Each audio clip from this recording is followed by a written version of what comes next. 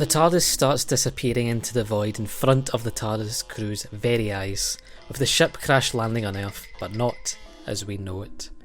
With dinosaurs roaming Bristol and the Silurians' UK control amassing in Glasgow, humanity has been isolated in tiny settlements scattered under Silurian-dominated Earth. Is there truly a peaceful solution to be found amongst a battle-hardened unit 20 years on after the Doctor's death triggered the demise of humanity?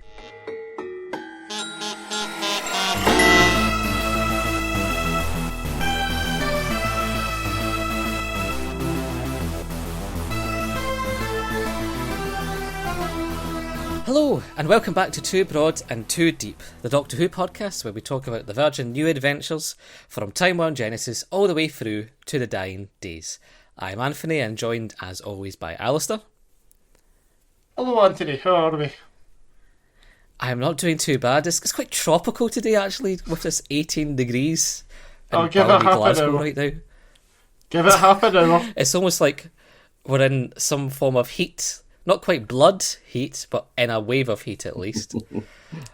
And on that note, we have a special guest with us. We have Neil Cameron, who hails from the Glasgow Doctor Who Society. Hello, Neil. Hello, Anthony. Hello, everybody. And thank you so much for inviting me onto your podcast. No, thank you for coming. I know you've been a keen admirer of these books, and indeed even listened to us and having our chat at the pub about it. I was wondering, for yourself, what has been your journey with the Virgin New Adventures? Was it something at the time you were quite invested in as a fan, or was this something that, you weren't very much into? I was with it from the very start. Way back in 1991 when I was 30 years old. It was a very exciting time because it was like New Who, and it was grab your copy while you can. I started off at the beginning with the very first book of the Time Worm series, and very quickly, as soon as I'd finished one, I went out and bought another one. And that went on for a good 2 or 3 years, right up until, by strange coincidence, Blood Heat. And then I stopped buying them on a regular basis because at the time I was studying for my master's at university. I didn't really have the time to sort of spend reading these and reading academic tomes and periodicals and etc. And so I had to put them to one side. And I didn't really come back until about 96. And of course, foolishly thought at the time, oh, these books will be on the shelves for years. I won't have to bother about collecting them, it'll be dead easy. And of course, just at that moment, Virgin announced that their license was going to not be renewed. And so there was a quick scrabble to try and buy as many as possible. I didn't succeed, unfortunately. I got about half of them, and some were gifted to me by members of the Doctor Who Society. David Darlington, in particular, gave me a whole load of Benny novels he didn't want anymore. And the new adventures he thought were rubbish. And so, well, you have them. Nobody's going to buy them. Do you want them? I said, yes, I'll have them. I'll have them. So any good ones near the end of the range that were donated, perhaps? Yes, The Room with No Doors and Damaged Goods was another one. Nice. So good to get for free. It was good to get for free. I then sort of started later on, sort of about 5 years later, to try and pick up other ones. But of course, as time went on, they became more and more expensive to get hold of. And they seemed to also to be very, very difficult to get, regardless of cost. So my collection of the 61 is about 34 at the moment, plus one huge download, which I kind of regret doing now, of the Dying Days. And at the time, it was available as an ebook. This was about 2002, 3, I think. and I bought a whole load of paper to photocopy it online, and spent 2 hours just photocopying this damn book, and was using up lots and lots of time at the place I was working to try and photocopy this thing. And I got it done, but it was a massive like pile of paper, absolutely huge, and it all printed off perfectly. But sad to say, Well, I never actually got around to reading it. Having went to all that. yeah, I mean, it would be quite a physical task to try to read, a printed off version of it Yes, with it was. A4 perhaps. It was very big type as well. So it was Oh, like reading a book that was shouting at you the whole time, Aye. because it was wow, all these A4 sheets of paper with all this text on it. But Because even reading sadly, it online was a bit of didn't. a chore. I wish I had.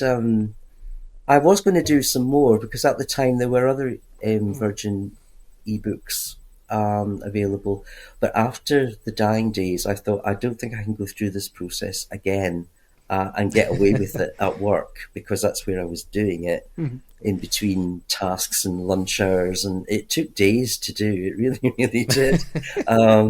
So I never did it again. So my collection of new adventures is only about just over half of them.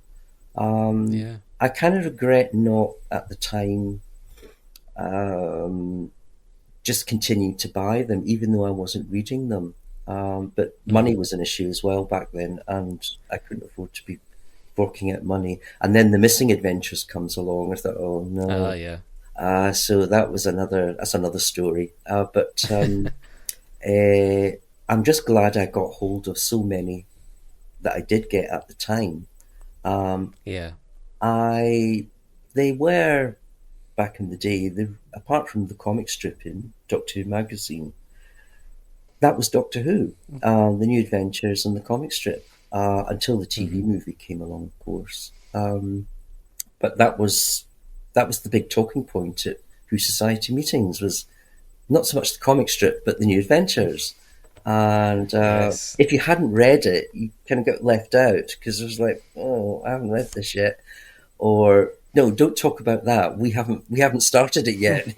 Spoilers, please. So it was kind of the focal point of the group meetings, was the New Adventures, and of course the video releases on VHS that were coming out at the time. Yeah. Yeah. I mean, this came out in '93, and thankfully we had a member recently donate some of the old Paisley patterns, the local fanzine that the group was making at the time, which does feature regular reviews and discussions about Yes, they the did. books at the time. So it's interesting looking at them compared to the Doctor Who magazine at the time, because in the comment section, I think in the Gallifrey Guardian and such, there were no people kind of writing in about them in the same vein, which I found interesting. But it seemed it was at least happening in the Paisley pattern. Well, recently, when you were in the pub telling us about some of the books that we were doing, I think you had a story about what maybe has happened to your copy of the last book one of the last books we were doing there with White Darkness. I don't know Yes. if you wish to regale us. I had that book I bought it when it came out, and I read it a couple of times. And my sister, who was been watching the BBC Two repeats back in the 90s, suddenly got into Doctor Who in a big, big way. And I don't know how she found out about the New Adventures, because I certainly didn't tell her. And she said, "Have you got any of these books?" And I says, "Yes, I got quite a lot." And she says, "Oh, could you give me one to take on holiday?" And I said, "Yeah, fine, no problem." And at random, for some reason, I chose White Darkness. I don't know why. And I gave it to her. And she took it away to Israel, because she was going to work on a kibbutz. And she was there quite a long time. So she had a few books. And this was like one that she was quite interested in. She thought, oh, this looks good. So she took it away, read it. And And then she sent me a letter saying, "Oh, I'm having a really wonderful time. I've got some bad news for you." And I thought, "Oh, what's happened? Is Hmm. you ill or something?" She says, "No, I've lost your copy of White Darkness." And I went, "Oh." When she said that, I thought she meant maybe she'd lost it in the kibbutz, or Yeah. she'd given it to someone. And she said, "No, I've actually lost it in the Sinai Desert." We went on a trip, an overnight trip, and I took the book with me, and I didn't. Was getting near the end of it, and I put it down. And for some reason, in the packing up the next morning, it got left behind. And so she says it's somewhere out in the Sinai Desert right now. And I thought, oh, right. I said, did you? My first thought was not what have you done with it, but did you finish it? Did you finish it? She Mm. said, well, no, I think there was about 4 chapters to go and I didn't finish it. And I then said, well, I'll have to tell you. She says, what happened? What happened at the end? What happened at the end? So I had to tell her what happened at the end. Mm. So she did apologise for losing the book, but I thought it was funny that here was a Virgin Doctor Who New Adventures book somewhere out in the Sinai Desert under a lot of sand, probably. And I thought, well, maybe someone else will find it, in about 2 years, 5 years' time or something. And maybe Well, they'll yeah. who Hopefully, I knows? mean, Philip Morris, we should probably send out that way to try and find if it's under any sort of Yeah, carpets or a relay station now, or whatever. I'm sure he'll be the man to find it. very probably. I just, sad to say, I was never able to replace the copy of it. So that's one of the books I didn't get back. Um, Ah, yeah.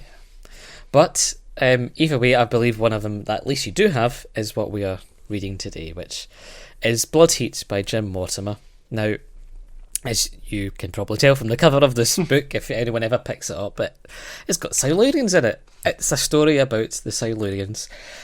I was curious about folks' thoughts about the Silurians and how people feel about the stories in terms of Doctor Who and the Silurians, even the Sea Devils and Warriors from the Deep, because there's quote unquote sea Silurians, or what they called like aqua Silurians in this, which are sea devils. But even drawn as such within the book. So I don't know if Alasdair, what's your overall feelings of the Silurians and the stories that we've seen of them on screen? They're a brilliant idea. I'm not a fan of the execution a lot of the time. The idea of another species being on Earth, us being the occupiers, the invaders essentially, and having to make way and not making way. There's a lot of storytelling potential there. And if you go back to the original Doctor Who and the Cave Monsters, it is brilliant. It's so unconventional. It moves where you don't think it's going to go. The Doctor reaching out the hand of friendship. It kills every convention we had. And then they became Monster of the Week. Mm-hmm. But I really, really enjoyed them in this. I thought they were very well done in Blood Heat. And yeah, it was. I actually gave a monkeys is probably the wrong word. I probably gave a lizard about quite a few of the characters. It was. I want to like the Silurians more than I do, and the least said about the Sea Devils, the better. Well, yes. I mean, I'm not even including this things about the more recent excursions of such creatures of Homo aqua. But one invention I did actually watch recently was the special edition of Warriors from the Deep that's on the season 21 Blu-ray. That if you haven't seen it, genuinely, it makes it look so much better than It's a low bar to say that, but things like the marker look great now, and there's some actual dynamic shots of like sea devils and such nestled within it. I really like this Doctor Who and the Silurians as a story.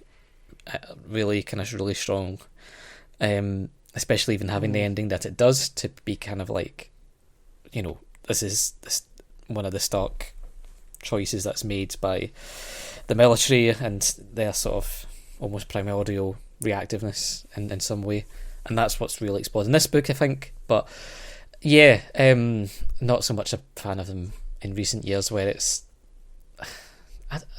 bizarre. It's like this story has been told, or not, has not been told, and we're in that sort of post, corporation period a lot of the time in Moffat Who in particular, when Silurians just pop up here and there, running a hotel and like for time visitors and all this. Yeah, oh well. Neil, how about yourself? How are you with Silurians? I'm a big fan of them. Right back to Doctor Who and the Silurians in season 7, and the Target novelisation, which, dare I say it, was actually even better, because it filled and fleshed out a lot of backstory that wasn't in the TV version. As time went on, I think it ended up becoming a bit of diminished returns. I'm not a big fan of Warriors of the Deep, although I'm still to see the Blu-ray season 21. I just hope they turned the lighting down a bit. I don't think it's... Thankfully, they do in the special edition a wee bit. Not fully, but a wee bit. Yeah, it was... you needed sunglasses to watch that story on television way back in the day. It was so bright. And I didn't like the design. I didn't like the voices. I thought the story was interesting, but I don't think it was executed very well. And the less said about Ingrid Pitt and karate chops and that awful pantomime seahorse, the better. And the Sea Devils really were just cannon fodder for the Silurians. They didn't have much to do, although design-wise they look absolutely wonderful. But as in New Who era Silurians, I'm not a big fan of. It's like what you said, it's the same tropes being regurgitated over and over again. They don't do anything new with them. I think the closest they got to that was Dinosaurs on a Spaceship, when it was revealed that the Silurians actually could travel in space, and they had a spaceship full of dinosaurs. And I thought, wow, that's a little bit of a twist, a bit new, but that was it. It was just kind of window dressing, set dressing for the whole thing. I stick to the classic Who Silurians and Sea Devils. The design in New Who of the Sea Devils, I thought, in Legend of the Sea Devils, I actually really liked. I really liked that a lot. Oh, yeah. It was wonderful. I thought you were going to mention the infamous recent series there. The less said about that design. Series, the better. I thought they looked fantastic. It wasn't a great story, not their finest hour either, but they just looked wonderful. But yeah, that's true. I prefer the Silurians and Sea Devils as they were back in Classic Who. And the stories that they were in were, apart from Warriors of the Deep, were exceptionally good. Yeah. I mean, story-wise, Doctor Who and the Silurians and the Sea Devils tend to can roughly be of the same ilk of storyline, which is basically, one on land, one on sea and such, which you can do maybe once and such. It is hard to try and do differently, and indeed, the only alternative way to do it is that there is cooperation, there is somehow form a peaceful way, and it's harder to do that with Silurians, to just have them vent in every story ever for Doctor Who in the future, when it worked easier to do when they resolved cooperation with the Zygons in Peter Capaldi's era. You could do that because they were all disguised as humans, so you should just pretend half of the folk there are Zygons and it's fine. Whilst, it's a bit harder to do with making half of the people up to be Silurians every week for your adventure. So I can see why it's, not something to do often, and I wouldn't be wanting them to do the story again because it's just the same idea, like you say. Yeah. So, but thankfully, that's not really what happens in Blood Heat, because they do explore a different style of storytelling in this. This is my first time reading Blood Heat. I've seen the cover before, I've had vagaries about it and such, but it was my first time delving into this fully and properly. And it's been interesting reading it from a perspective of what we've been going through so far, but even from like the fan lore side of things, because this is set after one of the stories with Doctor Who and the Silurians, splintering into an alternate with the Doctor dying in that story and such, and it paints quite a not. It is a bleak picture, but it's no Inferno level sort of way of things, but it is certainly bleak, perhaps.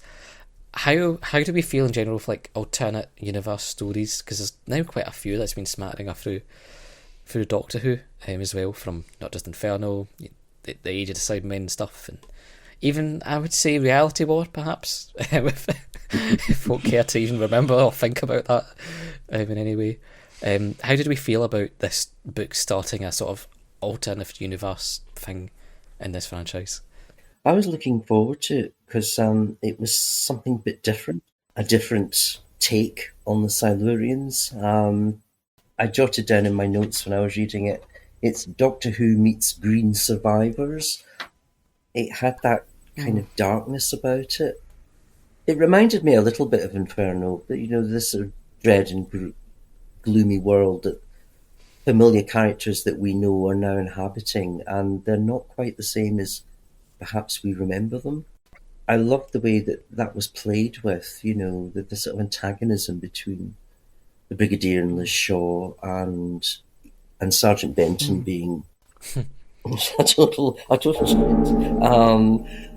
The way that the Doctor interacted with them was very interesting as well. But I was really looking forward to this book. This is only the second time I've ever read it, and I was really impressed by it first time round.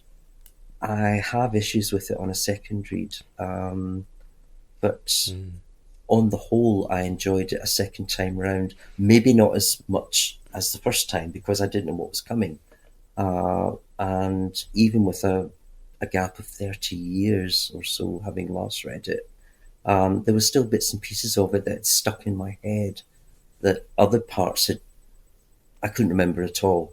For some reason, the scenes of Ace and Manisha at the city farm somehow stuck in my brain, and the big reveal of the Doctor's TARDIS as well, which was the other thing that seemed to have stuck in my head. But there was lots of other bits in the novel that I'd totally forgotten about. Yeah. Alasdair, how about yourself? For me, it was, like Neil said, it was rooted in 70s era Who, and it built on that. And the Brigadier we got at the end, the Silurians, who happily blew them all up, that's the Brigadier in this. This is the unevolved, this is the version that didn't hang about with the Doctor, didn't get softened, didn't get educated. This is pure, unadulterated Brigadier as he could have been.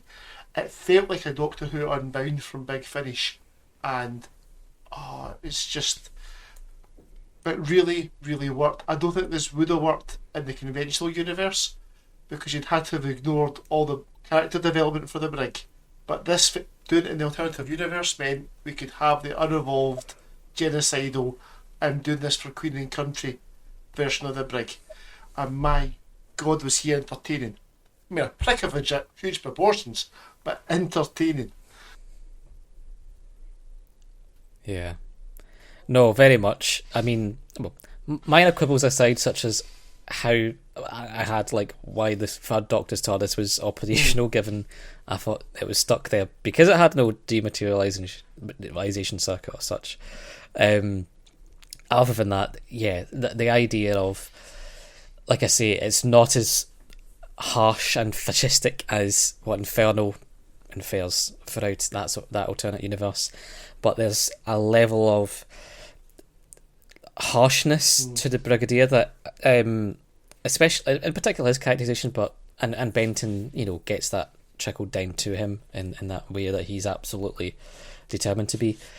It's almost like, I don't know if, I assume both of you have watched the new missing episodes of Dalek Master Plan that were covered. They're shown over the weekend, and there's always the thought about with Brett Vian being quite a hard nut character, still a level of warmth to him in some way, but he's very hard on the ball, very much has his way of doing things. And it's basically, his character's almost quite like that if he never realised that Mavic Chen was awful. He's got that level of hardline, determined doggedness of what is a war-mongering mentality set in him, that just sort of descends into this level of madness of... It is madness, isn't it? Yeah. That didn't strike me on the first read. The second time round, you sort of thought he's losing his marbles, and it's victory at any cost, literally. You know, the line that keeps coming up, that he keeps saying is, it's for the children, it's for the children. But there's a huge cost of what he's trying to do. Yeah. It's understandable that he's been fighting the Silurians for 30-odd years and not getting anywhere. And this dogged determination to absolutely... He's right. He's absolutely right.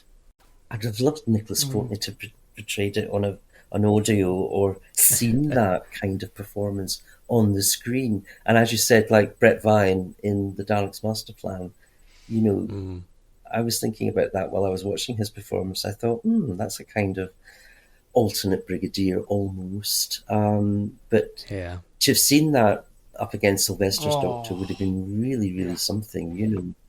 Wouldn't it have been amazing? Compared to what we did get in Battlefield, which was totally different, of course. But yeah, I'd have liked Nick Courtney to have, you know, done an audiobook version of this. That would have been fabulous. But yeah, he was... The Brigadier became more and more a scary character as the novel went on. He wasn't You couldn't trust him.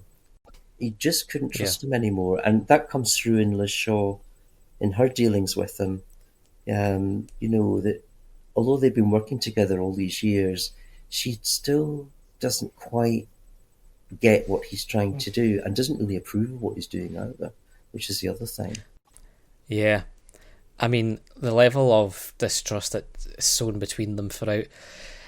And it's interesting, like, the Doctor, as much as we always think him to be this very moralistic character that is very straight, this book it's not the Doctor of the New Adventures that's arch manipulator controlling all the things behind the scenes. He's very reactive to this other universe, because that's all he has to be, really, because it's so different to what he's used to playing with, perhaps. That at one point, I think he said, the Brigadier asks him, you are on our side, aren't you? And he's like, I'm on the side of the good guys, basically, I think is his line.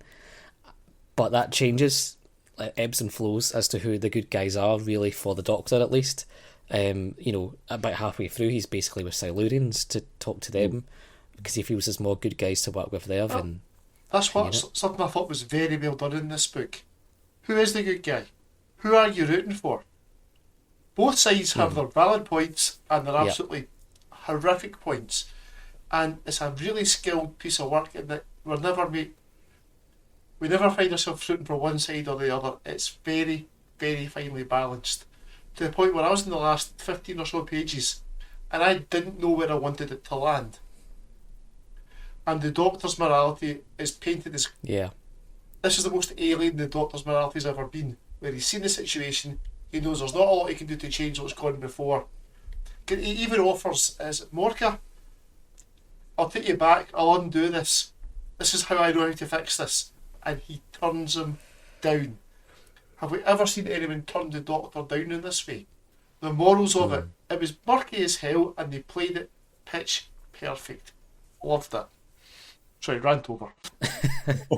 No, I mean, it's a strong book about morality and where the lines are when, like, there's so much, like, genocidal language and such use throughout. You know, Silurians use language like parasitic about humans, and humans are the same of, like, we're defending our own, like, this sort of very ultra naturalistic, ethno-nationalist sort of rhetoric that they're wanting to protect the line of humans and such. And it's a battle for it, the whole thing of going, like, where is the line when it comes to either reconciliation or attempting to resolve this, because there's so many points in this where the resolution or the conflict is coming from either miscommunication, but continued miscommunication throughout the whole thing. It's basically like having, you know, scenes in like this, like the Silurians, but like repeated almost every 40 pages or so in this book, because a Silurian will drive someone mad, and because of the race memory stuff, and they'll kill them, or they'll attack humans for sport and such. And there's lots of like different bits to this that makes me surprised it took 20 years to find to try to attempt a resolution in some way to it, because there's so many bits to this that feel like this would just be the immediate aftermath of the Silurian story, let alone 20 years after. And that was the bit I did sometimes kind of struggle with, was how long it's been kind of stalemated for. That was one of the issues I had with it as well, that it's taken this long for them to, you know, introduce this virus to sort of stop the fear of Silurians, which actually undoes their world, because by doing that, it literally hands the world back to the humans on a plate. I didn't quite see what was the point of that. Why did they introduce that virus back so that the Silurians were not going to be a fearful thing anymore to human beings? Surely it would have been better in their interest to have kept things exactly as they were. I didn't quite get that bit. Maybe it wasn't explained better. It could have been, I think that point could have been made a bit more important. But I found the Silurians themselves, I like the way that it took a long time for them to appear. There was this gradual build-up in the book, and it took a long, long time before we actually saw them and saw what they were doing. There was all the offsides about what they were doing, but they were very much in this hidden menace in the background. But you didn't really see them, you didn't hear much about them. And what I found shocking on the first read, and I'd forgotten this on the second, was when they were hunting Joe Grant. So they were actually hunting humans for sport. And that was a real wow moment, you know. I'd forgotten that they did this, you know. Human beings are just apes, you know, it's the Planet of the Apes situation. They hunt humans for sport. And one of them, of course, is Joe Grant. And it's like, wow, you know, that was a real twist. That was a twist. The first of a number of character we know from the past twists again coming into this novel. Yeah. On that particular one, I didn't get why that had to be Joe Grant throughout the whole thing. I was like, why are we having such a torturous, bleak... she literally has no dialogue. Well, she has a bit of dialogue near the beginning where she's like, I'm pregnant, the cold blood people are after me, and then just collapses, and then eventually gets killed. And it's like, who is this for, apart from to say that you've killed Joe Grant in a book? Like, it just me, the reason it was Joe was so that Jim Mortimore could just casually drop in. Are you okay there, Joe? A casual line drop. I would have worked in TV, it would have worked in Big Finish, but it works great in print. And she's there for that one moment, and then she lingers too long past that moment. It's a wee hint. Yeah. I agree with that, yeah. I actually had made a list of all the returning characters, and I think Joe Grant was the one that came off worst. And it could have been anyone. I mean, it really could have been anyone. It didn't have to be Joe Grant. So I thought her treatment in the book was a bit that's a horrible thing to do to her. And also the fact that the Brigadier ends up deciding to kill her. That was another big shock moment. And then you had to remember, well, he doesn't know her in this timeline. We know her from the other timeline. And he sort of casually says, well, we have to bump her off now. And I thought, oops, another sign of the Brigadier being callous and being really high-handed about the whole situation. I thought that was that was grim, very grim. Yeah. It was very grim. But as you said, it didn't have to be Joe Grant. It could have been anyone. It really, really could have. I mean, she doesn't even get to meet the Sea Devils. So I thought, maybe that's why she's there. When I first read the book, I thought that was the whole point of Joe Grant being in the book. Maybe at some point she's going to go onto the submarine. She's going to meet the Sea Devils, and of course she doesn't. So I was that was a bit disappointing. I thought you set this up, and then no, she's there for another reason. She's not there for what you think it is. Well, she's barely there for a reason anyway. Like, the reason being, she comes with half the book for the launch code for Trident. What was she doing somehow? The book? Yeah, after 20 years. And instead of that, just as weak a reason that is, it's then having her being pregnant, and then having a miscarriage, and then being murdered by the Brigadier. Like, what has Jim Mortimore got against Joe Grant so strongly to really just ride roughshod across that character in such a way? There were so many kind of unnecessary points to what the book did with her that I was like, it just felt mean-spirited. It was to do, and ultimately had no point to it, apart from the shock value, perhaps. But I did like the introduction of, I had to look him up because I'd forgotten his name, Captain Ridgway, who was in the commander of the submarines in the Sea Devils. And I thought I recognised that name, and I had to go through a reference book to just check that I was right. And I went, oh, it's the same one.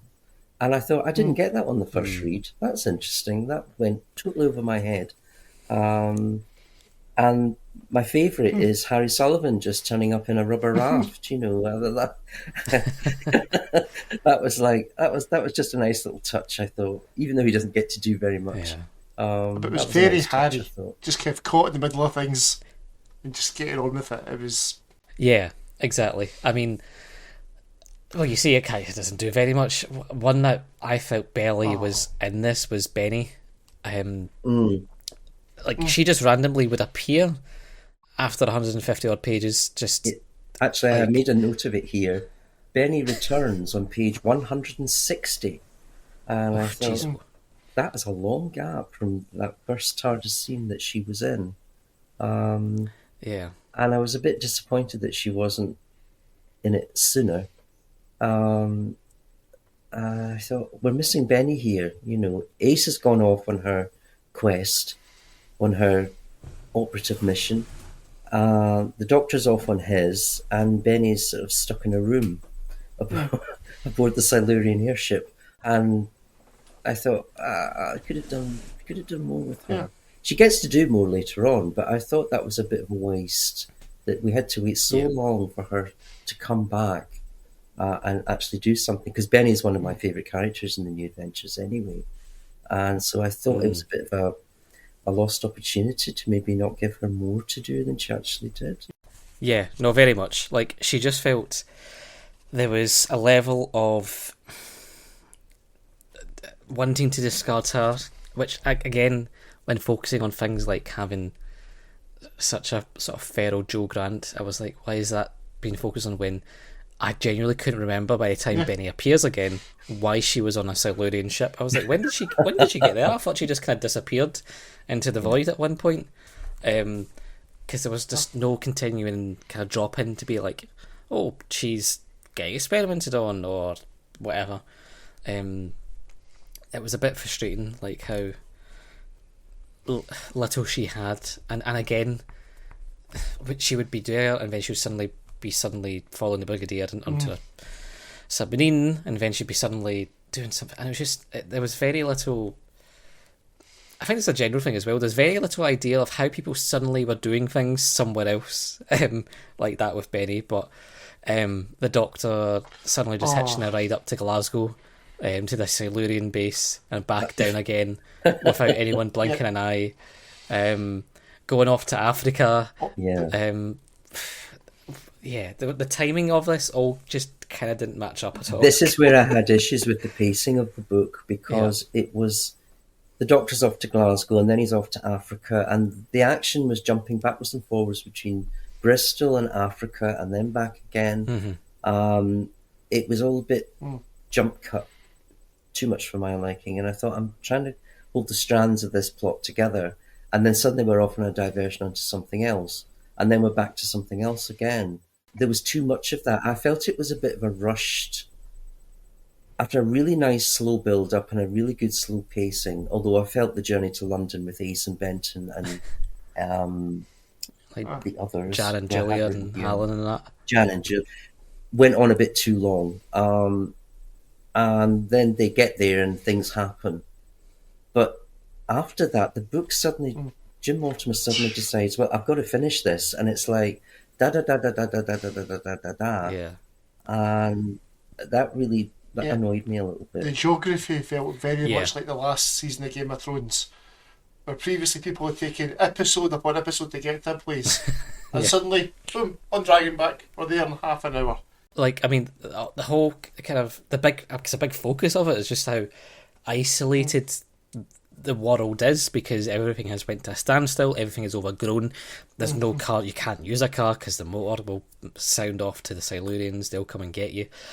So the loss of basically having isolated communities, and just kind of jumping around, you know, I saw last year 28 years later coming out, and it talks about the effects of that, almost in a way of having an isolated community that's become super nationalistic in a way, harking back on nostalgia, and never actually wanting to fully develop in some way.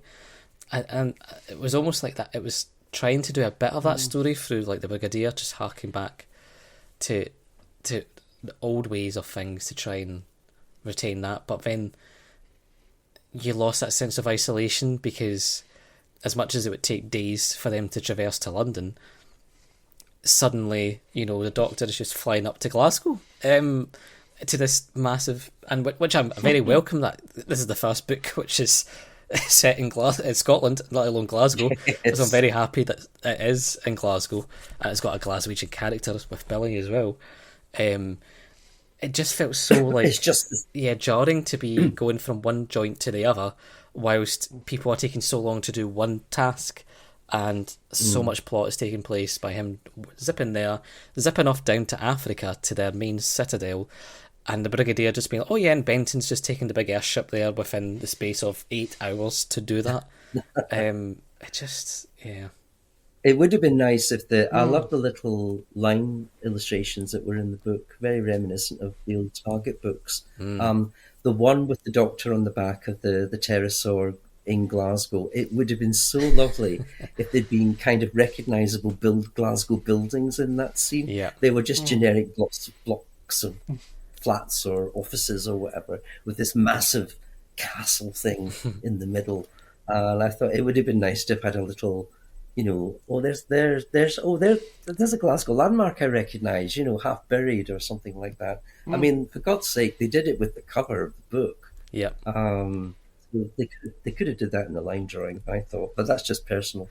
I know. I mean, I was trying to think in my mind, like, because it was such a vague, generic description when they were in Glasgow as well, because it's just like, oh, it flew over the city. I was like, great. Where? is it landing in George Square? Is the big citadel in George Square? Yeah. Is Well, it that's out where in I thought the Springburn? castle was. Yeah, I thought, is this big Silurian fortress right in the middle of George Square? Yeah. I also that's what I had in my head anyway. Yeah, I mean, I was thinking it was just flourishing out of the city chambers or something. Yeah. I wasn't thrilled by the characterisation of the Scottish character. Billy's from Glasgow, he's a bit mad and violent, and he hears voices. Is that not slightly racist? Oh, no. Yeah. It was the most stereotypical Scottish person. It was just pure, like, heed the ball, sort of see you, Jimmy, sort of patter. Yeah, it was the Shuey McPhee character from the Target novelisation of Invasion of the Dinosaurs Yeah. prologue. Yeah, because he kept, was he not like drinking all the time in that prologue, or was he drunk or something? Yeah. Oh, Like, yeah, that Billy character was, I felt total, like, sort of like something from Rhapsody Nisbet rather than anything that you'd see in Doctor Who, but we'll take it when we get it for any Scottish representation. Exactly. Let alone Glaswegians. Even if it's not very good representation. No, very much not. I thought he died halfway through when he was going absolute mental on the Silurians. Like, I think at one point he was like stabbed. bullet through the neck. Yeah, later on in the submarine, but like about maybe a third of the way through, he was like attacking With the Silurians, Glaswegian, just like very ferally, like a Glaswegian. And I thought he died at that point because there was like, I think it said fatally wounded or something like that. So I was like, all right, so he's dead. Oh, he's gonna die. But then he just stumbles away, and then he's suddenly back in the book about 100 pages later. Which again is the thing with the pacing of being like, you're assuming the book's kind of paced in such a way that character's gone to impact these following characters. But when you're suddenly drawn back by, oh, that guy's just suddenly back somehow, and you lose the momentum you had with the folk you were picking up from Billy, and there was a bit of that issue as well. I did like the supporting characters that were accompanying Ace and Benton to London. I think they were perhaps the best well-drawn other characters that were in the novel. Unlike, General Hobson, who was just a cipher for a bit of a book, and that was it. At least there was a bit of depth to them, and Ace interacted with them. And you were actually I was actually rooting for them more than I was for Ace, because I thought, well, Ace is going to survive anyway, she's got to survive to the next novel. But these two, I thought, well, I hope they get there and they get back, and of course that doesn't happen. So I felt quite, that's a shame. Another one's had to die off, Yeah. But I thought they were really well drawn characters, particularly, is it Julia? And she gets back to the complex and has this big row with the Brigadier. I think that's Jan, and Julia gets the mutant rabies. Jan. Yeah, the mutant rabies thing, yeah. So, I like those characters a lot. It's not often... I often found when I was reading New Adventures novels, the secondary characters weren't very well drawn. Yeah. And they got a bit two-dimensional, and you didn't really care a hoot what happened to them, You were then just rooting for the Doctor, Ace and Benny, and the rest can all go, and, Yeah. I don't care about them. But these characters I really, really liked a lot. And invested in, because they were actually the only real, apart from Manisha, but that's another story. There weren't a lot of human beings in this story. They were either in Bristol, they were in Manisha's farm in London. I know the human race is very, very small at this point in this alternate timeline, but are they the only people in the UK? Is there nobody else? So to get a bit of character development and, 3-dimensional on these two characters, I thought was very well done. But we could have done with more of that, I thought. It was the poor guy Yes. that... I fancy Ace. No, I don't. Yes, I do. No, I don't. Yes, I do. I'm going to kiss her. Oh, look, I'm dead now. It's like, no, Alan, step away from the teenage rebel person. It's a mistake. Go away. I actually noted down a line here that Ace said, which kind of sums up what I've just said. And it's, I never eulogise, said Ace. Alan knew what I thought of him. Jeff, well, I never really formed an opinion. Yeah. I mean, like, despite, how, like you say, a lot of the time in these books, you don't get a lot of feeling of who these characters might be. And even some of them they acknowledge. You don't have too much time with Jeff because it's the same scenes again. They've got to crash a car because they're feeling the rage of the race memory and all this. So they don't want to take you too long to do the same thing again.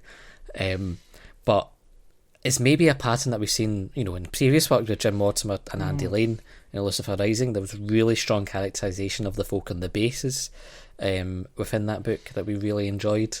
And I think there's similar here with people like Jan and Julia and Alan, and even the love interest story with Ace and Alan.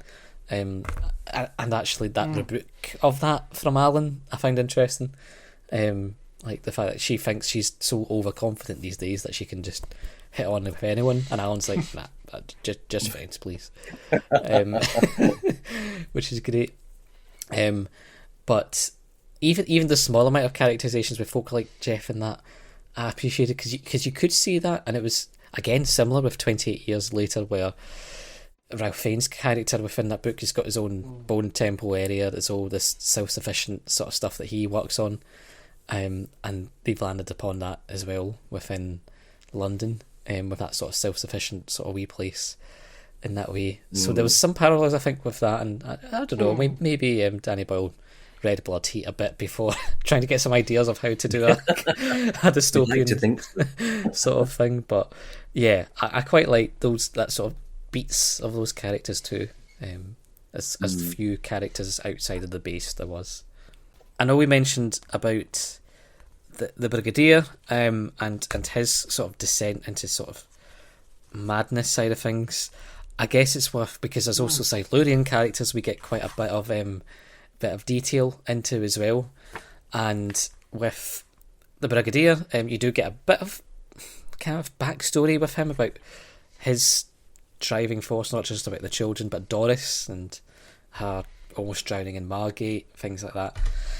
We kind of get some of that with scenes with the Silurians where we get to feel what they feel.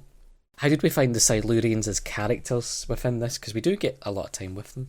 I quite liked the older Silurian who was the younger Silurian and the first time we met him. And the fact he's had 20 years to go, well, I screwed that butch. I liked him.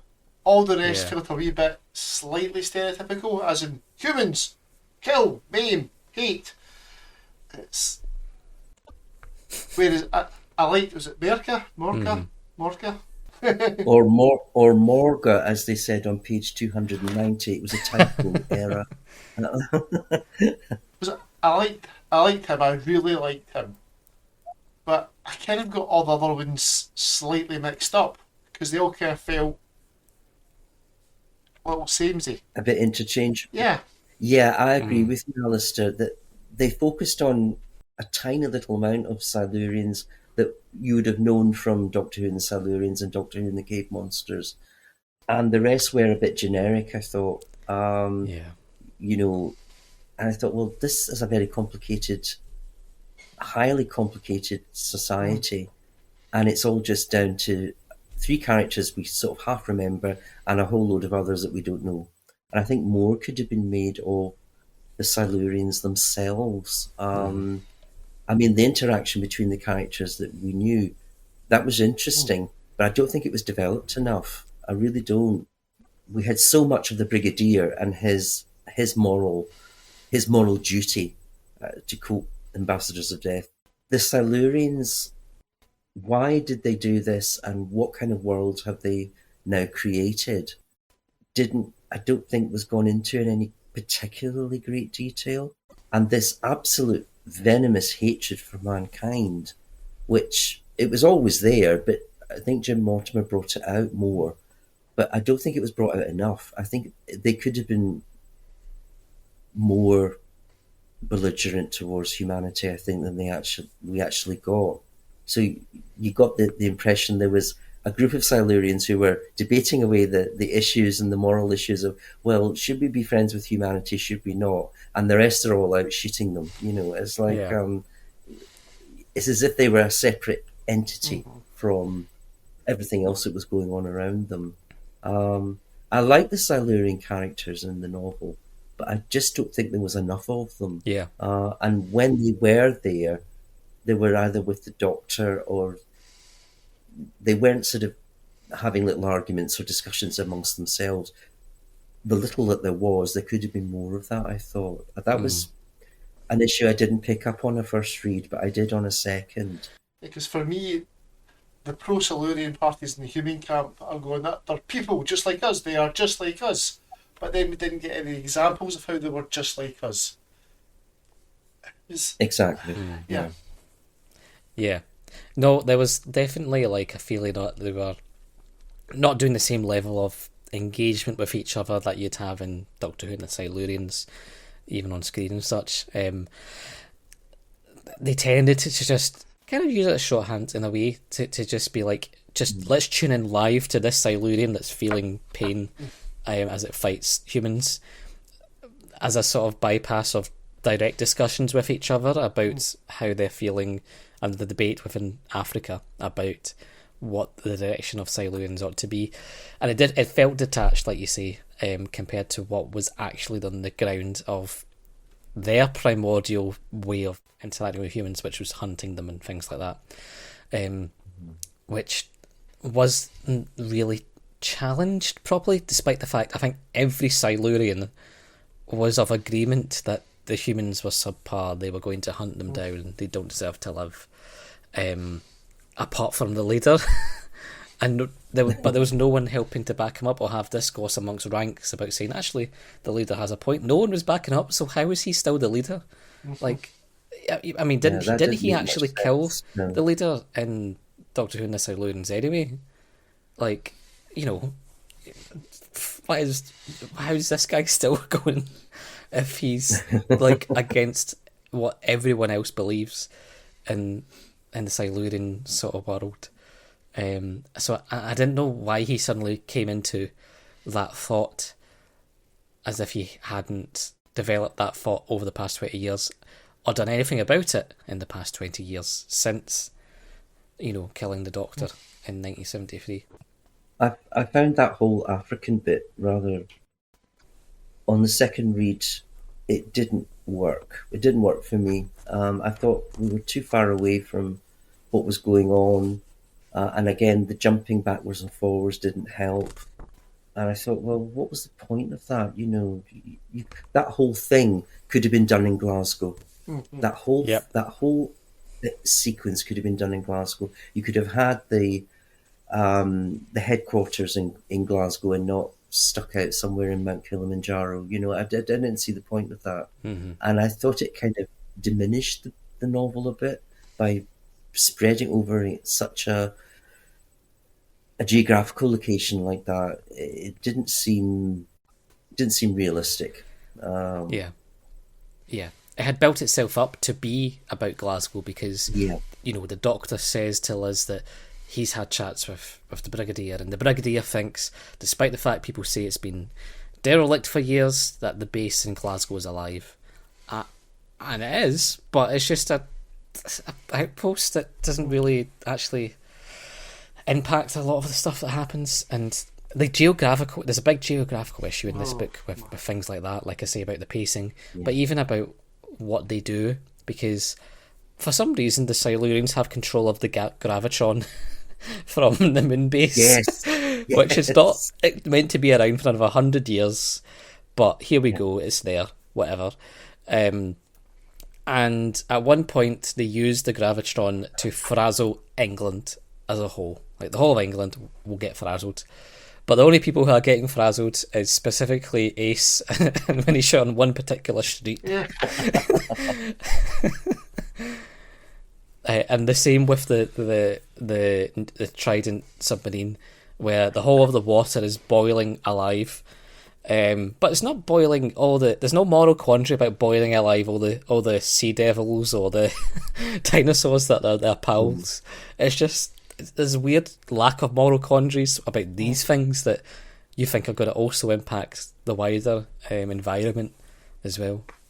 And again, it riffs on the Warriors of the Deep again, because the Sea Devils weren't in it much in Blood Heat, and they didn't have an awful lot to do. Mm-hmm. And I thought, oh dear, here we go again. If you're going to bring the Sea Devils in, do something with them other than just attack a submarine, not have much dialogue, and then they're just kind of boiled away and forgotten about. And I thought, well, they're supposed to be the Silurians' sea cousins, They control the sea and the Silurians control the land. And I think more could have been made of that than just an action-packed sequence with, attacking a submarine, which I actually enjoyed. That was one of my favourite bits of the novel, was this big battle going on and Benny in the submarine.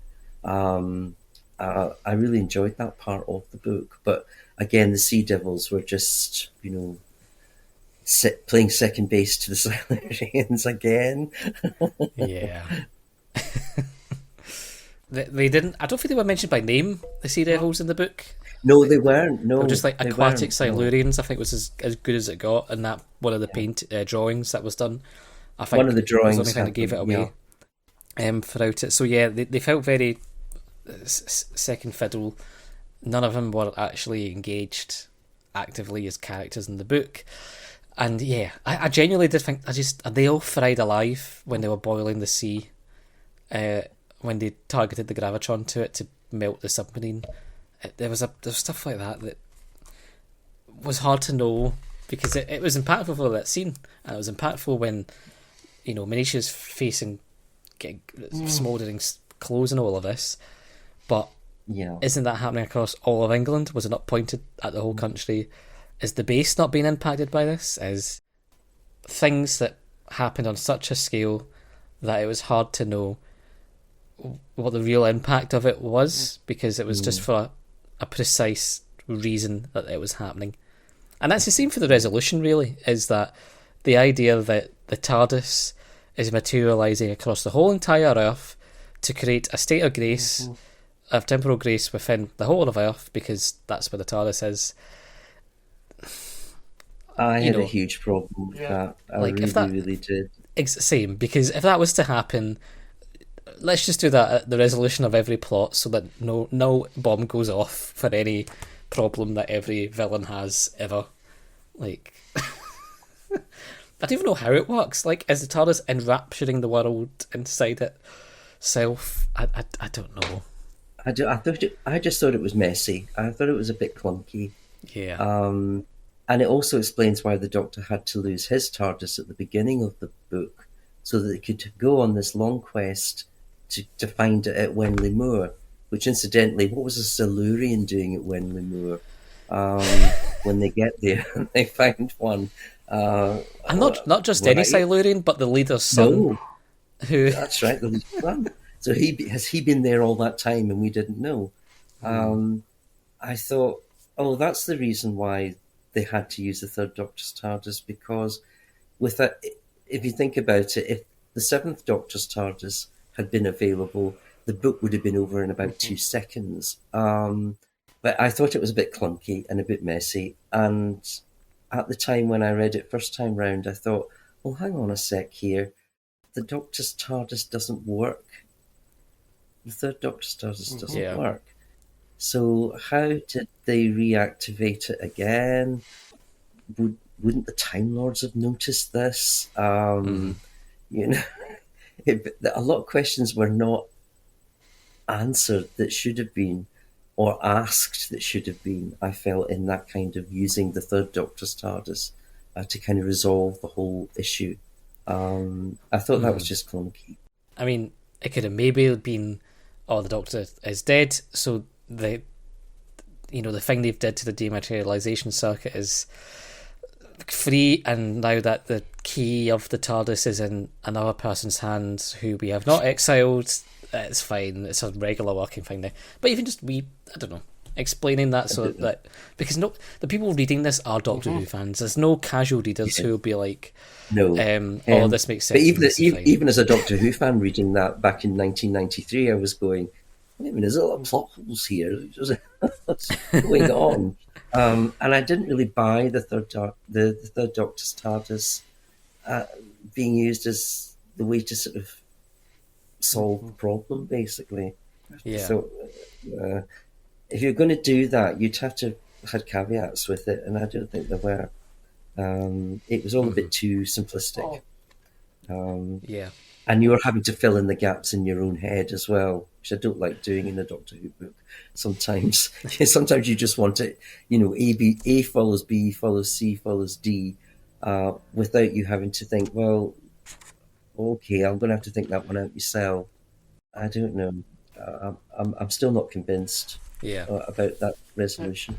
I really like the idea of replacing the Doctor's TARDIS with an older one, but the way that we lost the current TARDIS was a bit... What the hell? Dinosaur knocks it into a tar pit. Yeah. Doctor, we've lost the TARDIS. Yes, Anne Berry. Never mind. Let's go sightseeing. It's like, no, Well, that's the thing. I mean, it should have been a bigger deal. And he was like, that happens. And the way he said it, okay, he's going to get this TARDIS back dead easy. He quite happily abandons the bloody thing. As if he hasn't been having adventures with it for centuries. Man's a sociopath. Mm-hmm. Sorry, sore point. well, that's the thing. About halfway through the book, like, the Doctor's like, he's thinking about his options, and he's like, oh, well, you know, it's not as cataclysmic as I fear, because getting it out of the tar pit, that's not really the big problem here. There's other things about this being an alternate universe. And then he doesn't deal with the thing that's the easier thing, and instead deals with the alternate universe thing. And I'm like, you could deal with it, but use your own TARDIS to do it. Yeah. I don't know. It feels like there's a constant thing of just having the broken TARDIS, or something wrong with the TARDIS, or whatever in the TARDIS. It feels like a very easy thing they keep using each time to just get some sort of plot going in a way. But in this example, it's like, no, you could actually use his own TARDIS, and it would be probably made more sense. At least there hasn't been a running subplot about the TARDIS not quite functioning properly that was hanging there in the background and has just been completely ignored by this TARDIS being dumped into a tar pit. At least there wasn't that kind of level of... No, wait, hold on. All the stuff we've had previous about the TARDIS malfunctioning, the Silver Cat, all the circuits fried, it's like, all that stuff was pointless because it was just dropped into a tar pit. Why was that important before? We've had whole books on this. We suffered through the Time Worm Quartet for this, and it's just down a tar pit. Also, whoever drew the cover for Blood Heat hadn't read the book, because the tar pit's supposed to be in London. No, it's not. Yeah. Well, I'll mention about the cover now, because it's got quite a history, this cover. Initially, Jim Mortimore was going to draw it similar to like he did in Lucifer Rising, and one part of it was having the TARDIS, fall into the tar pit. Another with the dinosaur, and another with, I think, Big Ben. He did do one with, like, Silurian on the T-Rex and Ace chasing it, but they did not go with that cover, and instead they went with Jeff Cummings, who you'll see on the front cover. However, and this is something that I didn't expect to know, but I was reading this very book in the flat, and my flatmate came up to me and was like, is that cover done by, like, Frank Frazetta? I was like, who? I was like, this guy. So he shows me, because he's big into his, like, older sci-fi stuff, so it was like 1950s, 60s sort of artist, and he did a piece called Terror in the Mist. I'll show, for the benefit of of the folk here and now on the call, I will show you a picture of this by Frank Frazetta and see if you think this looks perhaps similar to the cover, or indeed the monster that you see on the cover of Blood Heat. That's the same bloody dinosaur! For the benefit of those without vision, I'm holding up a copy of Blood Heat, and we're doing a side-by-side comparison. Yeah. It's the same. It's the exact... Yeah, it is the exact same one. So a while ago, I posted about that on Facebook into one of the Virgin New Adventure groups that we have, being like, has anyone else kind of noticed this as a thing? And Jeff Cummins got back to us himself, saying, inspired by, and that he did indeed cite Frank in his book. He also mentions as well, talking of Invasion of the Dinosaurs earlier, he says, if you remember, my first T-Rex effort was on Doctor Who and the Dinosaur Invasion, and there was a three-fingered fella inspired by a dinosaur on an encyclopedia. Just had to turn to Frank for help. So there's a similar one that he did there for dinosaurs, Right. Invasion of the Dinosaurs, as well. So I don't say we outed inspirations of Jeff there, but it was not me. It was my flatmate who noticed that. But regardless, I do think it looks like a nice cover.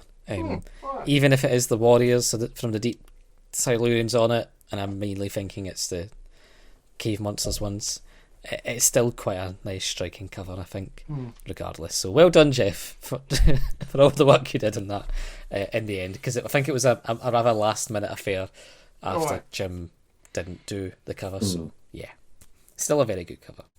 So on that note, I guess just want to ask if there's any other last minute notes that anyone has, anything else they want to add to their thoughts on.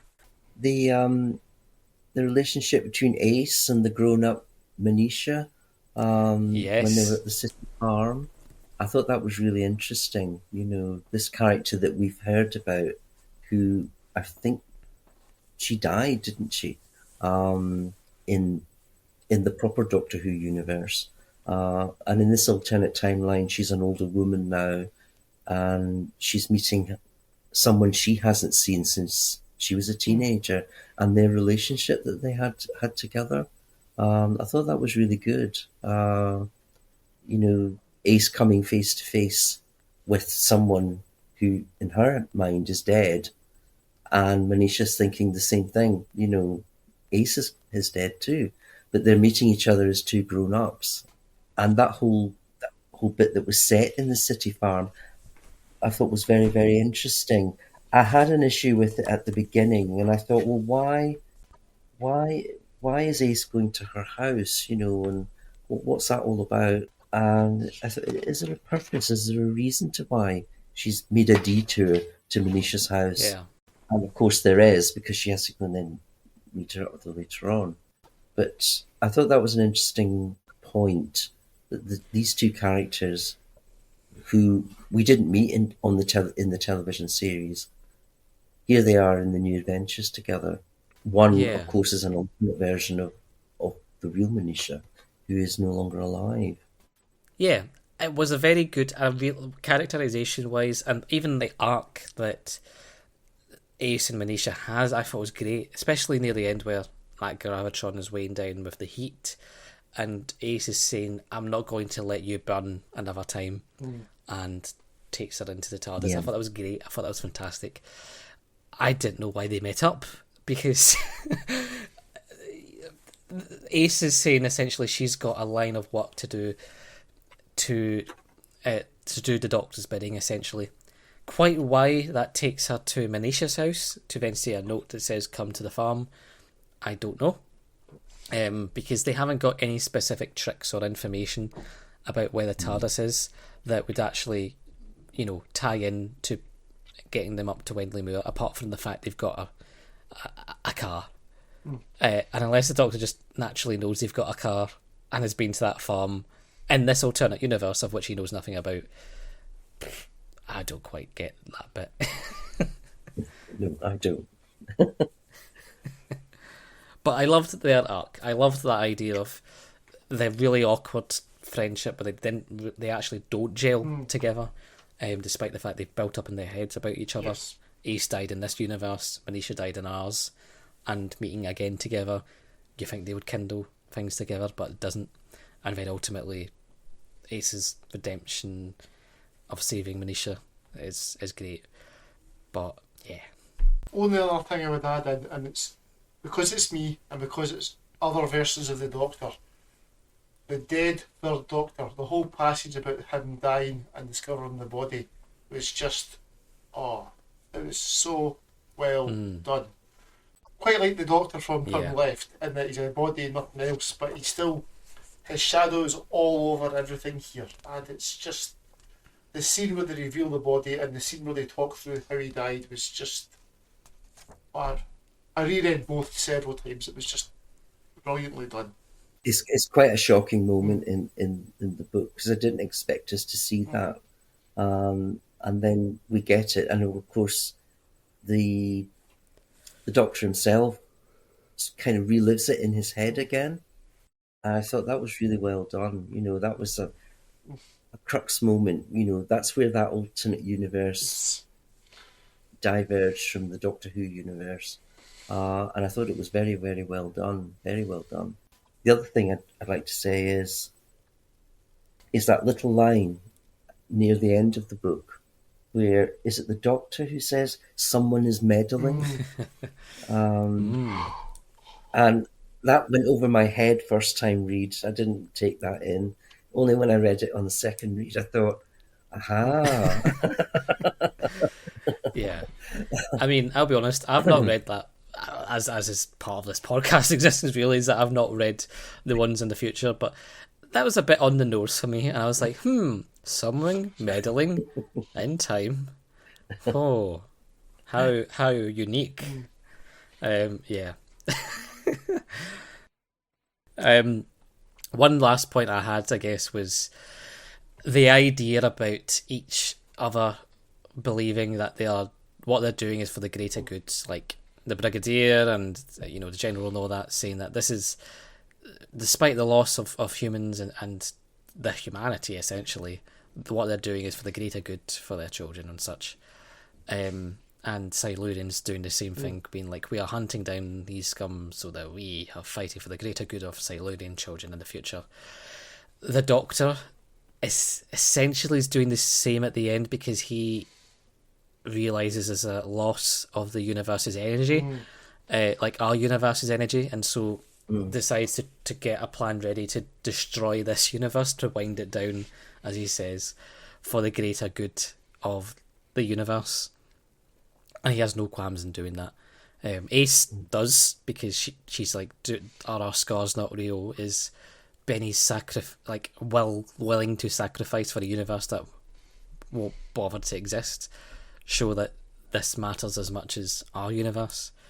And he's just like, well. And that point, I think, was interesting, of, as much as we think this shows, the two races at its worst, the Doctor equally comes to the same conclusion for the universe, in a way. And yeah, I thought that was just maybe interesting to note that it's not just those two that are battling amongst each other on the moral qualms. The Doctor does have quite a strong moral qualm at the end, that he has no worries. I still find that a shocking ending. That he kind of disregards that alternate universe and decides, well, and trying to argue it with it. So, well, they'll live full lives and it'll wind down gradually, but that's not really the point. The point is, this universe has to be stopped. And Ace quite rightly says, wow, how can you say that after all these people we've met? And off she goes on yet another new adventure, strop, out the door. And and I thought, well, good for you for having said that, But the Doctor comes across... It's a valid bloody question. Yeah. Ace, the Doctor just comes across as being so callous. I just thought, God, that is... I know why he's done it, but I don't agree with it. I don't agree why he's had to do that. Because really, if that's what he was going to do, why didn't he just let them all nuke each other, hop in the TARDIS, and then just end it all then? Why go to all the effort to make peace and to broker peace and to save lives if you're then going to end them all? It's... Yeah. No. Yeah. There's this... The idea that he gets to settle the will of the existence of a universe because for the greater good of another universe. We're going back to that sort of Time Lord Victorious thing, where this has happened in the past with this Doctor in the New Adventures, where a stroke of a thought, his will just will destroy or kill so many people. On this scale, however, it's everyone talks about the destruction of the 5 planets in these books sometimes, and the guilt he has about that. I think this is ultimately the bigger thing that he ought to have much bigger. But I don't know if that continues or not. But yeah, that's certainly I thought would weigh on him more down the line. But yeah. Anyway, that was our guest final wee notes on that. I maybe just in general, finally, just wanted to know overall, did you enjoy Bloodheat? And yeah, would you recommend it? I'll start off with Alistair. Despite all the moaning I've been doing, I bloody loved it. It was brilliant fun. Really enjoyed it. Second time reading through it, there'll be a third. I will read this again. And yes, it's a very good jumping on point by virtue of the fact, because it's an alternative universe, it doesn't have a lot of the backstory from the previous New Adventures. If you haven't watched it since John Pertwee, you're fine. You're good to go. It's, yeah, absolutely pick this book up and read it. And ignore the geography. Yeah. Neil, how about yourself? I thoroughly enjoyed it on a second reading, considering it's been 30 years since I originally read it. Did I enjoy it better the second time round? Not quite. But I would thoroughly recommend this as a good read. It is gripping. It's slightly overlong, but there are moments in it where you want to find out what these characters, what's going to happen to them, what is the resolution of this book going to be.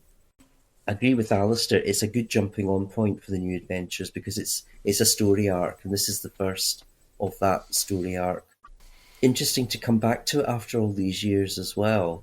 I'm in a different mindset from when I was when I originally read it, and missed things that I didn't get then that were a bit more poignant this time round than they were the first read. Other things I do remember, but remember it slightly differently. But overall, I thoroughly enjoyed it as a read. And it was a quick read as well. It didn't take me very long to read this. It was about 3 weeks.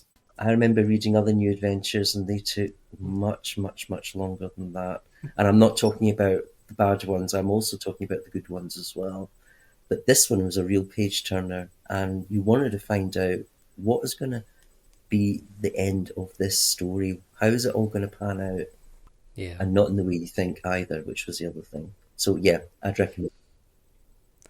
Yeah, no, I very much I agree on that aspect because for the most part I read most of it on the train this weekend because I went down to London for the screening of those missing episodes that we had rediscovered, which was fantastic.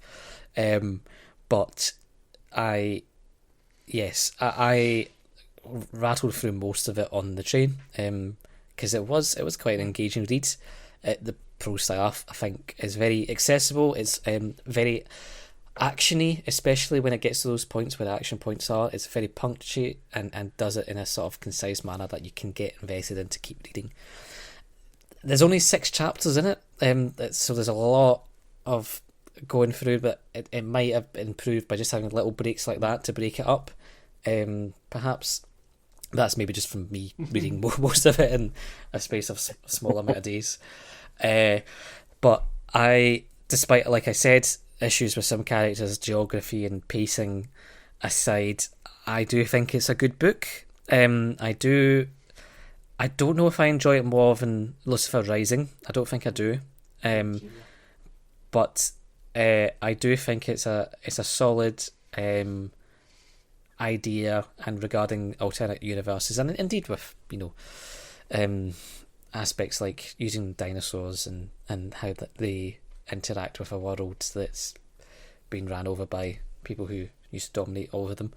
It's quite an interesting visual idea and quite striking. So, yeah, I would also recommend this as a good one to pick up. If you do like alternate universe stuff, and a Doctor that's less manipulative, apart from the end, the very end. But for the most part, it's a very reactive Doctor, like you would see in actual TV McCoy from maybe season 24, 25, in some ways. So, yeah, would recommend this one. Now, I don't know how others felt in our comments, however, but I believe we should find out to see if others recommended this to us too. So, on our comment section, we had Ian Christensen, illustration, says, "The cover, a bit cartoony, which is maybe not at all in keeping with the actual content of the book. It reminds me a bit of a certain edition of J.G. Ballard's The Drowned World, though, which is a positive on my side. The book, actually, like I was mentioning, that Frank Frazetta used that on was called Aurum by Pierce Anthony. So it was used, actually, that dinosaur, the T-Rex, was used on another book, actually from when the Silurians came out in TV in 1970. The book itself, I quite like Jim Mortimer's work in general, having adored natural history, and come around from a lukewarm reaction to Lucifer Rising. But I struggled to come up with a coherent opinion on his works without some time passing. This one hasn't the most original idea ever. It's just a what if we combine the Silurians and Inferno. It also feels like the Doctor Who version of that Simpsons gag of stop, he's already dead. I think that probably relates to what Joe was feeling. Or maybe Joe fans were. But this is maybe a disservice on my part. What is clear is that Mortimer's strength is in his characters. He is one of the few authors who seem to know how to do Ace properly, but the darkened versions of characters we all know well, in addition to the new cast of minor characters, are equally welcome.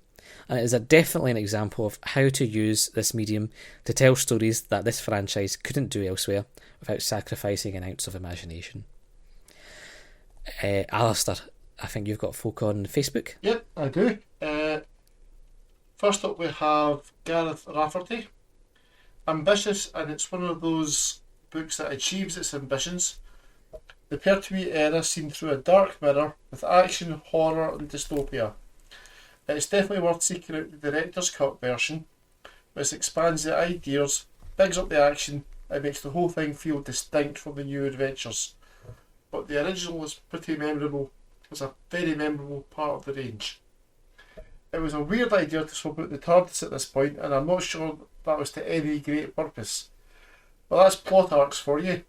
Generally, not the author's idea. Then we have... Okay, so Jason A. Miller. Really loved this when it came out. Good start to the alternate universe cycle. Nice what if spin if one cliffhanger to the Silurians turned out differently. And some echoes of Stephen King's The Stand. Alan Morday. Really good book. Definitely one of the better ones. Justin Barnes still loves the novels. And then we have Alex Wilcock with one of the most meaty, dramatic and shocking new adventures. It's brilliant. But this NA really earns being called grim. Yet it's so exciting it has 3 or 4 separate nerve-wracking climaxes you can't see how they get out of, and finishes in the grimmest of the lot. Where the answer to how can they get out of this is they don't. But there could be a reason why this does such awful things to these particular people. Is this particular alt-universe deliberately designed to make the Doctor miserable? And that seems to be me. Grand. I've also got Dave Kitchen, who says, back in the day, this was one of the most anticipated new adventures, as the Silurians is my favourite Doctor Who story, and the Cave Monsters probably my favourite Target novel. Thought it was brilliant then. Reread it 2 years ago and couldn't put it down. It's a proper page turner. I love the concept of the alternative history cycle, and love 4 of the 5 of those books in it. And here the concept is used well. The book really does portray the grimness of an existential war so well, and in the spirit of Hulk and the Silurians are real characters. Plenty of adventure and some real moral horrors to deal with in my top 5 NAs. We've also got Dale Smith, who says it's the best of all the book's attempts to do an alternate universe story, full of well thought out details and disturbing asides, like the alt Doctor being Big Brother. But Lord, I find alt universe stories dull. Eye patches all round and zero stakes. Probably deserves love, but gets meh. Ooh. Herald of Creation says, I don't seem to hold this one in the same regard that others do. I felt it was trying very hard, but I felt I kept being distracted by other things. Ooh. And very finally, I have a review from Ian Finlay within the 1993 edition of the Paisley Pattern that covered this one. It's one of the few I actually did scan in time to remember to put in. So this is what we said as the Strathclyde Society, as it was in the day. at the time. When I first heard about the alternative universal cycle, I thought it would be so confusing. However, Blood Heat leads us in nicely and easily, as it is a straightforward, easy to understand book, whilst hinting at something more. There are a few other points I'd like to praise. The use of Joe Grant, Liz Shaw and the Brigadier is a masterstroke, and I hope we see more of the same thing in the future. The general plot is sound, but at the time of Jurassic Park, it appears that Doctor Who is jumping on the dinosaur bandwagon, as my little brother pointed out. The book also has a pessimistic feel to it, feeling that humans can't win and could never return to Earth to the state it was.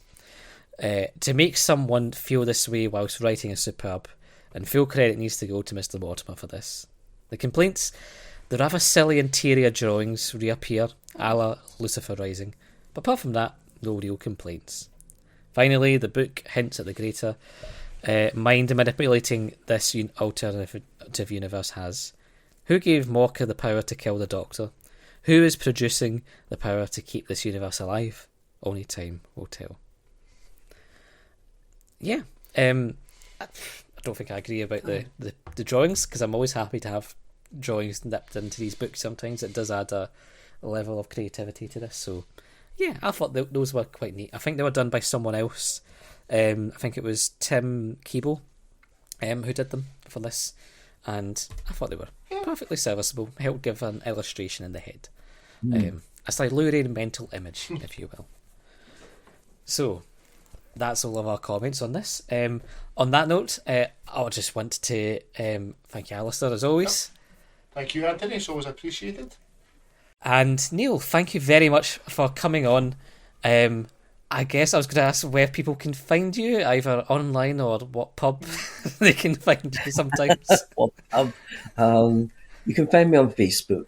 And at when I attend, of course, because I'm a bit like the Doctor, I come and go to the Glasgow Who Society group meetings.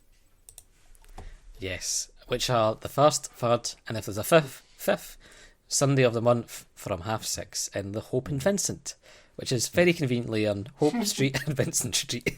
So you'll hopefully find one of us down there at some point, and hopefully Neil as well.